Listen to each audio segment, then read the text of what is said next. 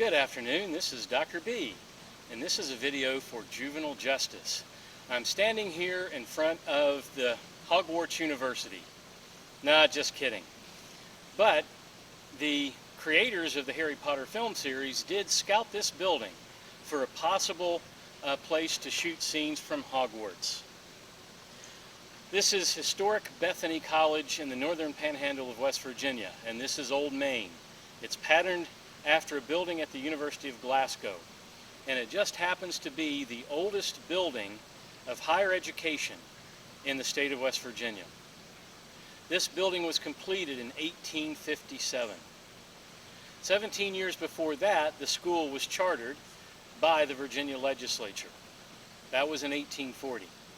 But in 1838, not too far away from here in Pennsylvania, a young lady by the name of Mary Ann Krause was put into a house of refuge. Her mother placed her there, claiming that she couldn't control her daughter. Well, when her father found out about this, he tried to get his daughter released from the house of refuge. Mary Ann Krause's father appealed all the way to the Pennsylvania Supreme Court, but he did not have the funding to go higher than that.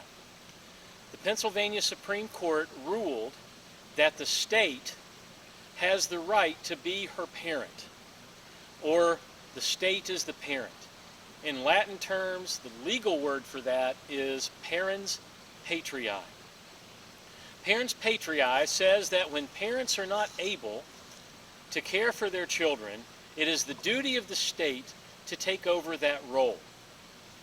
In their decision, the Pennsylvania Supreme Court in 1838 found that the ideals as printed on paper for the house of refuge were far superior to the reality of the way Mary Ann Krause's parents were raising her.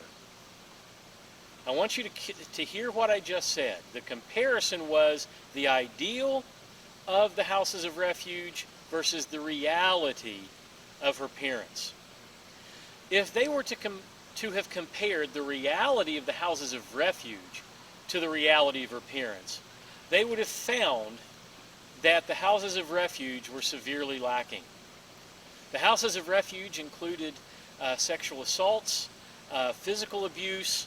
The children were treated horrendously. But what the ex parte Krause case determined was that the state is the parent was going to be applied here in the U.S. They took it from British common law. Even though it was only a state Supreme Court decision, other states followed suit.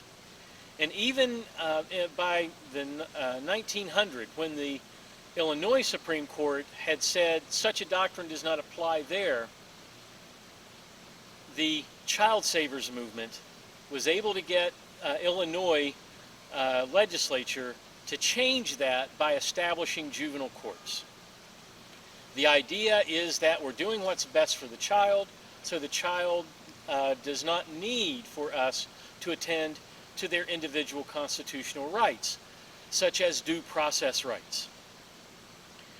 That would continue into the 1960s. And in 1966 and 1967, two U.S. Supreme Court decisions said children have a right to some constitutional rights, but not all, that adults do in consideration of due process. Because of those Supreme Court decisions, however, states became more harsh with juveniles, and they began to pass more and more laws allowing juveniles to be transferred to adult court and be treated as adults. Now that is a very broad brushstroke just to introduce this class. Juvenile justice. We're going to start with the history of juvenile justice throughout the Western world, and we're going to proceed into the modern times with that history. In this class during the semester, we're going to study the philosophy behind juvenile justice. We're going to look at policing in juveniles, courts in juveniles, corrections in juveniles. We're going to look at the troubled teen industry. We're also going to look at case law and other rehabilitative efforts. But in this class, I want you to be able to understand by the end of class developmental issues involved for juvenile offenders. And I want you to understand all the other issues that go into why juveniles are different than adults and why we might need to take a different approach in the way we respond to juvenile offending versus adult offending. I hope to see you next video. All right.